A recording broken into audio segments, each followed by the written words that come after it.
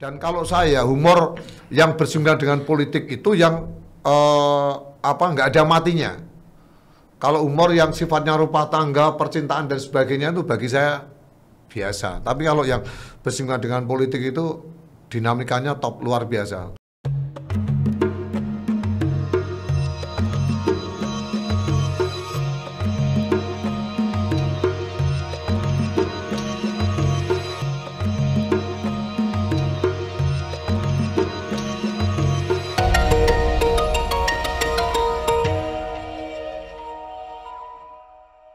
Halo, ketemu lagi dengan saya Coach Indarto di acara Kota Seni kita. Kali ini saya kedatangan seorang tamu yang sepertinya sih multi talenta, macam-macam, serba bisa, iso kabeh, apa di ngatasi dari Raden Ngabei Hendro Harsoyo Pleret SSN MBA, bener ya? Iya. Wah, MBA apa itu? Ya. Master Business Administration itu kalau ilmiah, kalau bahasa umumnya mintilir, barokah dan amanah. Ya. Hendro Pleret ini kami undang sebagai seorang komedian, pelawak. Masih lucu nggak ya? Insya Allah masih, Mas Bos. Insya Allah masih. Kemarin ada pertunjukan, awal Maret ada pertunjukan lawak dan Ketawa ala Jogja. Ketawa ala Jogja, dan sosok Hendro Pleret ini sebagai Ide seorang cerita. penulis cerita atau ide cerita. Ide cerita. Bisa diceritakan kira-kira sebetulnya dunia lawak di Jogja itu kayak apa sekarang? Ya sebenarnya kalau dunia lawak itu kan ya dunia lucu tuh, Mas. Dan orang yang lucu itu mesti disayang oleh Tuhan Yang Maha Esa. Karena Tuhan itu kan cinta yang ganjil. Jadi ganjil itu kan lucu. Jadi kalau orang yang lucu itu disayang oleh Tuhan, gitu loh. Disayang atau dimesake? Dia antara sayang dan mesaknya bedanya tipis, masalahnya.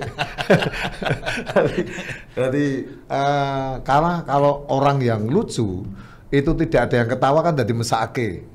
Nah, kalau perkembangan kembali ke topik semula bahwa perkembangan lawak di Jogja, ya kalau diamati secara umum saya kira nggak begitu signifikan kalau saya. Tetapi kalau itu dijadikan sebagai objek, yaitu artinya dari keberangkatan diri kita mau progres atau mau stagnan, lah itu kita harus satu teknologi, yang kedua ini kan era 4.0. Apa itu? Ya, eranya sudah 4.0. Jadi generasinya udah beda. Jadi lucunya saya mungkin di tahun-tahun 80, tahun 90 sama sekarang udah beda. Tahun 2000 udah beda. Nah, ini yang menjadikan euforia bagi teman-teman, tantangan semuanya. Kita harus bagaimana mungkin dengan media yang ada sekarang ini, dengan penonton yang beda, dengan multi media yang ada, ini harus membangkitkan. Saya kira seperti itu, Mas Gus. Anda mengatakan sepertinya jalan di tempat begitu? Dunia perlawakan di Jogja? Ada yang seperti itu, tetapi kita tidak munafik juga mengakui ada generasi muda yang sekarang perkembangan ke stand up comedy. Bergeseran itu. Cara Jadi ungkap melawak itu. Padahal di Jogja stand up comedy itu kalau tahun 80 itu 90 itu sudah ada, Gus. Apa itu? Namanya itu Ngudoroso. Jadi kalau dagelan keluar pertama kali itu udah ada monolog. Ya wong desa, ya ngene iki lah ngrekosane dadi batur. Itu kan monolog. Kalau ngananduk karo ngelak karo ngene iki kok dimating ngono kae lho, ngono kae. Engko model kau Sri Mulatan ting ngono kae ngono iki lho. Ya, jadi seperti itu. Itu seperti itu. Jadi kalau saya melihat jalan di tempat tidak. Tapi bagi personal sendiri mungkin iya. Kalau dia tidak mau mengikuti perkembangan itu. Jadi permasalahan dia malah kecolok aku. Dagelan kuno ya. Oke, jalan di tempat. Tapi paling enggak kan teknologi itu sudah bisa memberi energi baru untuk dunia melawak. Mungkin Anda bisa contohkan kayak apa sih?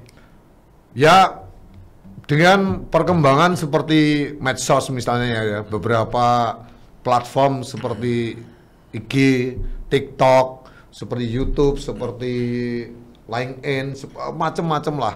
Kalau kita mau berkreasi ke sana itu kan nanti akan tercipta segmentasi yang jelas. Iya toh. Sekarang kalau YouTube misalnya banyak bergeser ke TikTok misalnya, kita harus ke sana dan banyak sekali cuman oke masih ngono terkenal cepat. Iya toh. Info masih karo teler-teler sithik ngono kae sih terkenal. Kene le dandan le kostum ya om misalnya kayak saya dulu diajari Mas Bambang bagaimana estetika dan etika kita di depan kamera, acting in front of kamera itu bagaimana, tetapi nggak ada gunanya, kalah karo handphone ngene iki sing oke masih ngono kae. Halo dap ngono kae. Oke lur kae lur ono anu kalah toh. Nah, itu yang akan kita harus berpikir seperti itu Mas Gus. Gitu loh. Zaman sudah berubah ya. Nah, paling enggak juga mungkin Anda juga mencoba mengaktualisasi dulu SSN, sekarang S2, ngambil ekonomi gitu ya. Bisnis. Bisnis. Mungkin juga itu ada aktualisasi kayak apa itu? Hasilnya apa itu sekolah? Ya kalau saya hasilnya sekolah sebenarnya ora ono. Tapi paling tidak saya mempunyai seorang guru atau saya pernah membaca, carilah ilmu dari ayunan ibu sampai ke liang lahat. Ilmu kan tidak hanya dunia nggo akhirat tok, tapi semuanya. Kalau kita banyak ilmu itu, aku ya ora ngerti ada di opo, Gus. Wong dulu saya misalnya S1 sampan ya ngerti to. S1 wongku ya melu ngojlok nang isi. Anak saya wis loro to. Tapi kan nggak masalah. Saya tuh nggak ngerti dan saya mencoba sekarang bikin proposal untuk S3 misalnya. Tingkat doktoral nanti gitu loh. Nah, itu juga aku kurang ngerti ada di opo gitu. Tapi saya percaya bahwa suatu saat, one day, pakai bahasa orang Jakarta, one day itu mesti ono hasilnya gitu. Kita nggak ngerti. Saya juga nggak ngerti kan. Nek suatu saat saya mempunyai provider atau stasiun TV sendiri, STV, Anyep Lahir Batin gitu. Amin. Balik lagi ke soal dunia lawak. Sebetulnya kalau Anda melawak itu, saya ingin tahu prosesnya, bahannya apa saja sih untuk melawak itu? Ya, bahan kita harus mempelajari, berorientasi bahwa kita bisa akan di mana, audiennya itu siapa, ya toh? Nggak mungkin kita ada Sutonoyo, Dadapwaru, lokasi kita, venue kita di misalnya di daerah pedesaan, terus besok sama bahan kita seperti di kampus yang depannya adalah orang-orang di depan kita itu orang-orang yang intelektualitasnya tidak dilakukan lagi dari dosen, dari mahasiswa. Terus kok kita pakai bahasa-bahasa yang ya harus mempelajari seperti itu. Cara ngomongnya, kostum kita juga kan mesti ada belajar seperti itu. Gitu loh. Ya. Kalau hal yang keseharian tampaknya Anda juga cukup banyak itu ya, banyak menggali hal-hal keseharian untuk bahan. Oh iya. Seperti apa contohnya? Ya, saya harus tidak hanya, saya harus misalnya maaf ya, saya sebut aja, saya tiap hari harus lihat apa slash news misalnya detik yang baru viral apa. Ya. Di portal, Twitter ya. Apa portal-portal itu harus kita baca itu kalau kita mau progres. Dan kalau saya humor yang bersinggungan dengan politik itu yang nggak ada matinya. Kalau humor yang sifatnya rumah tangga, percintaan dan sebagainya itu bagi saya biasa. Tapi kalau yang bersinggungan dengan politik itu dinamikanya top luar biasa. Akan berubah, akan ganti-ganti. Itu yang selama ini misalnya saya dunia dagelan politik misalnya. Kan banyak yang nggak suka atau MC politik misalnya nggak berada, nggak ngambil karena berbahaya. Nggak apa-apa. Wong kita hanya di tepi jurang toh, tidak kecemplung toh. Yo bisa kecemplung, ya. Berpotensi ya. Ya berpotensi kecemplung, tapi kan termasuk kita juga. Kalau kita misalnya maaf ya ini jurang ini, kalau kita itu misalnya berbahaya kakinya gini ya bisa, tapi kan kita tetap harus jaga-jaga sadar. Ini nggak lagi iklan HP atau ini? Enggak HP murahan, HP murahan. Cuma ada gambarnya Burj Khalifa itu, pas saya di Abu Dhabi dulu. Candi soalnya sabane neng kono lho, WA. Nah, menarik juga Anda bilang soal dagelan bahannya politik. Nah, kalau saya amati Anda juga sering memposisikan diri dengan kostum dan gaya seorang tokoh politik yang sangat terkenal. Ya, saya nggak harus sebut lah ya, biar nanti Anda menjelaskan. Pemirsa sudah tahu semua lah. Nah, kira-kira apa sih tendensi, maksud, dan kemudian targetnya dari posisi Anda untuk menokohkan diri seperti seolah-olah tokoh itu? Ya kalau saya kan dari kostumnya menarik tokoh yang satu ini gitu. Sebut saja Bung Karno gitu. Jadi orang-orang tahu. Terus dari kostumnya, gagahnya, dan vokalnya kan benar-benar tertata loh. Saudara-saudara. Jadi kita latihan bener. Maksudnya mirip gitu ya? Ya kita mirip-mirip kan. Kemarin aku baca buku kitab Ramayana. Di sana disebutkan bahwa bla bla bla bla bla semacam itu loh. Jadi enak. Dan saya setiap mempelajari orasi dari Bung Karno itu kan ya benar-benar menjiwai gitu loh. Dan saya harus membaca buku misalnya di bawah bendera revolusi bagaimana isinya, terus bagaimana pidato di depan PBB, pidato di pembebasan Irian. Jadi kan menjiwai itu Mas Gus. Terus di situ ada poin-poin lucu juga kan, dimasukkan. Itu kan orang-orang akan kayak semacam gini loh. Kita seorang pilot, jadi penumpang itu dibawain anak, tapi tahu-tahu dipenggoknya mak selior gitu, nggak terasa gitu. Kalau saya seperti itu. Nah, itu kan berisiko ya bagi seorang menghadapi para Soekarnois yang fanatik. Ya. Nanti dikira Anda memelesetkan, Anda merendahkan derajat seorang Soekarno, gimana itu? Kalau saya dari segi mana? Yok, orang itu kalau memandang misalnya, kalau seorang sudah benci, orang sudah melihat dari angle dia itu dari angle. Kalau bahasa dia angel lah. Itu kalau dia sudah benci yo, bagaimanapun mesti akan dikatakan jelek. Atau mungkin merendahkannya karena Bung Karno itu ganteng gitu ya. Loh saya juga tidak sejelek yang kau kira, Gus. Loh iya toh. Saya nyatane yo elek-elek kalau ini bojoku yo dokter hewan UGM ya, Gus. Dokter hewan ya? Dokter hewan, dokter pribadi. Apakah beliau punya itu pasien khusus mungkin? Pasien tetapnya saya. Halo Jeng. Jadi ya kalau saya yang penting banyak kan kemarin anak isi itu juga ada yang meneliti kenapa kok saya pecinta Soekarno, bahkan poster-poster di rumah banyak. Terus saya mengagumi beliau, saya membaca autobiografinya beliau. Karena saya ya itu saya harus mempelajari benar gitu loh.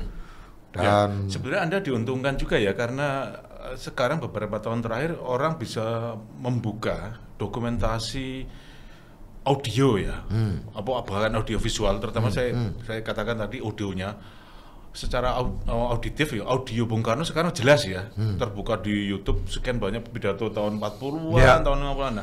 Anda mempelajari itu? Iya no. Terus ngapain dengan pembelajaran itu? Kadang-kadang setiap kata itu saya deskripsikan dengan sebuah kalimat. Kan ada toh karakter voice yang kadang-kadang maksudnya apa tuh? Kadang-kadang kalau itu dimasukkan dalam sebuah deskriptif sebuah berita itu kadang-kadang nggak masuk. Orang ya menerjemah. Kalau saya ini maksudnya mesti seperti ini. Misalnya kayak kata-kata seperti ini saya boleh. Kurawa ya utara Kuru itu. Nah misalnya seperti itu. Kan bahasanya seperti itu. Kemarin aku baca buku kitab Ramayana di mana di sana disebutkan bahwa negeri tersebut tidak ada up and down, tidak ada atas, tidak ada, tapi semuanya serba tenang. Nah, karakternya seperti itu. Persis Gus. Tadi aja, sekarang Anda coba praktekkan bagaimana sosok Bung Karno sedang pidato dan Anda plesetkan beberapa bagian seperti Anda katakan tadi, pilot dan kemudian gelior. Coba. Aja udah, misalnya seperti ini ya. Saudara-saudara, kemarin aku baca buku kitab Ramayana, di mana di sana disebutkan bahwa di sana itu ada negeri Utara Guru. Utara itu lor, Guru ya Kurawa itu. Bahwa di sana itu tidak ada negara yang panas, tidak ada yang dingin, semuanya serba tenang. Apakah Anda ingin seperti itu? Tidak. Terus saya bilang gini, kok sepi rano sing tepuk tangan hajinya tenano aku ngono. Kok rano sing tepuk tangan nih? Biasanya kalau Bung Karno langsung ada yang tepuk tangan. Hajinya rano sing tepuk tangan nih ngono. Itu udah penonton, padahal penonton yo memperhatikan tenan. Tapi kan kalau pidatonya Bung Karno ada yang tak tepuk tangan. Wah, ada heroik gitu loh. Kok sepi, nggak ada yang tepuk tangan. Hajinya ini langsung tepuk tangan nih aku ngono. Nah, seperti itu loh. Tadi dienggok semacam itu, contohnya seperti itu. Atau mungkin main pantun juga barangkali.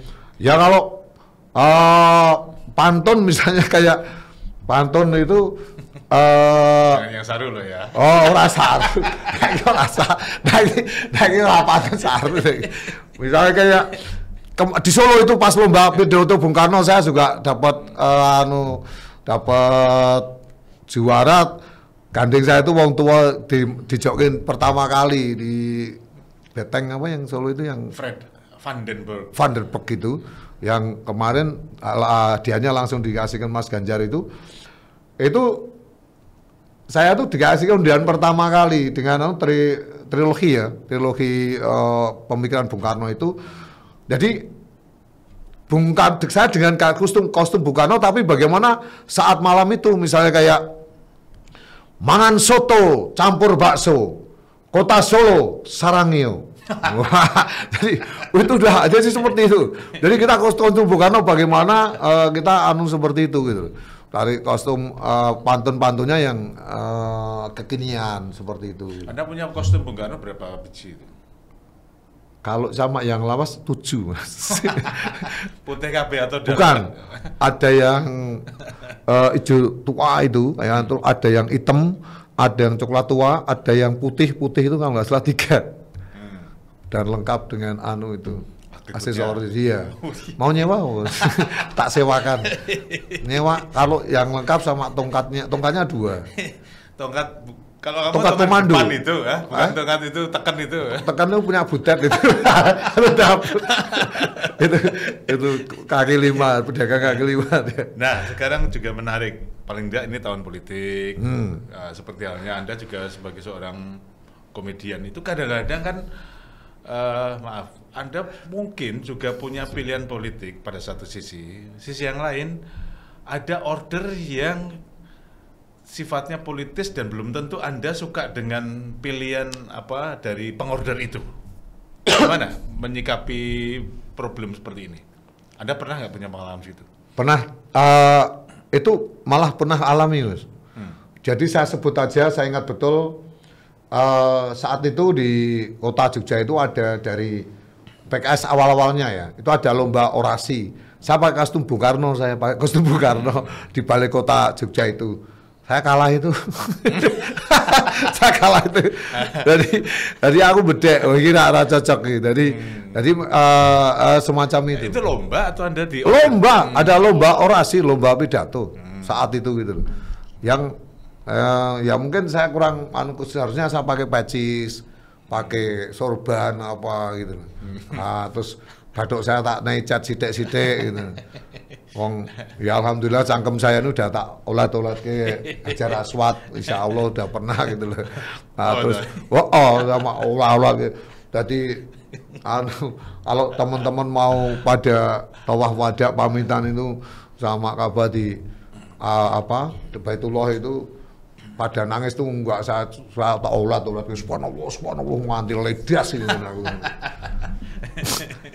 Saya andel jengkel. Ya, oke. Tadi kalau itu kan kasusnya Anda ikut lomba. Ya. Tapi kalau order ya, job gitu loh. Job itu saya tetap memilih Mas. Tetap pilih saya. Maksudnya yang tetap sesuai dengan hati nurani. Ya, itu yang membedakan antara tanda petik saya seorang tadi cari job itu tidak atau cari uang tidak waton golek dit apa golek dit waton. Itu kan ada penempatannya. Wah, filosofinya tinggi ya. Torikot. Coba terangkan. Makrifat. Ya kalau golek dit waton itu kan kita bisa bisa dagang, bisa nyari apa yang halal. Tapi kalau waton golek duit, nah itu kan nggak benar juga. Bisa barang yang haram atau barang yang tidak bagus, watonnya dapat uang gitu loh. Nah kita nggak seperti itu. Ya saya elek-elek aku ya mesti duwe ideologi to, Gus. Nah, kalau ini kembali ke soal apa? Soal dunia lawak di Jogja ya. Anda bisa punya gambaran tentang apa? Perkembangan yang anak-anak muda sekarang. Kalau saya lihat juga tampaknya pelawak di Jogja, dunia lawaknya, pemainnya atau playernya itu saja ya. Benar nggak kira-kira? Apakah sebenarnya ada lapis di bawahnya? Ada. Cuma jadi gini Mas Gus, di Jogja ini kan ada Paski namanya. Salah satu pengurusnya adalah saya. Paski ini Persatuan Artis Seniman Komedi Indonesia. Jadi ini pusat ada. Terus di Jogja ini Pengdanya salah satu pengurusnya bendaranya kan saya. Jadi ketuanya Mas Wisben, sekretarisnya Eko Bebek, terus bendaranya saya. KSB-nya itu ketua, sekretaris bendara. Nah, pada waktu jadi perkembangan awal ya sebenarnya kalau permintaan kita itu bagaimana kita mengakomodir beberapa kabupaten ini supaya timbul itu ada namanya semacam kayak lomba dan sebagainya. Tetapi kan kemarin kena pandemi, kemarin kayak terus komunikasinya kita juga yang namanya mengumpulkan teman-teman itu kalah sama job loh Mas. Iya toh? Wah iya. Mengumpulkan sama job. Kumpul ora jelas, ora ono duitnya mendingan tanggapan sayuto apa 500 apa sing penting jelas. Itu mesti dia akan memilih seperti itu, termasuk aku. Aku nungguin gitu. Macam-macam ya Anda. Iya. Kayaknya dulu pernah jadi MC layatan juga gitu. MC layatan yo kalau di kampung RT kan bukti pada kampung. Ya. Kalau itu loh. Kalau saya yang penting kita berkreasi baik melalui media apa saja, apakah itu visual atau audio atau medsos, itu kita harus tiap hari harus berkreasi, entah itu nulis scriptwriter atau penulisan apapun, tiap hari itu harus ada tergugah ke sana gitu loh Mas Gus. Oke, sekarang pertanyaan terakhir ini. Kenapa komedian atau pelawak Jogja sulit untuk bisa ngetop di level nasional ya? Kalau menurut saya dan saya alami sendiri, itu banyak kita harus membasmi sifat-sifat ego. Sifat-sifat ego. Jadi kadang-kadang di sini bisa dilihat, maaf ya, jadi si A mau muncul seharusnya kalau kita bareng-bareng kan bisa kuat, tetapi ini kayak dalam tanda petik itu paten-patenan gitu loh. Paten-patenan artinya, paten-patenan tanda petik artinya. Jegal-jegalan. Ya jegal-jegalan gitu. Tidak hanya itu, yang namanya grup musik juga di Jogja kan terkenal dulu kalah dengan Bandung, kalah dengan mungkin grup lain Jakarta sendiri gitu. Tapi saya kira sekarang udah nggak masalah. Jogja sudah ada medsos, Jogja sudah bisa berkembang. Saya kira itu akan kata-kata itu akan terbasmi. Kita tunggu tanggal mainnya. One day. Artinya kompetisi itu ada. Hanya masalahnya dimanapun ada, di disiplin apapun ada. Hanya masalahnya proporsional nggak cara berkompetisinya gitu. Betul. Ya. Oke, mungkin ada untuk mengakhiri ini ada kalimat terakhir, Mas. Gitu kurang ajar ya. Ada closing statement untuk acara. Kalau saya jangan lupa di sini panteng terus hanya di acara ini. Acaranya bagus.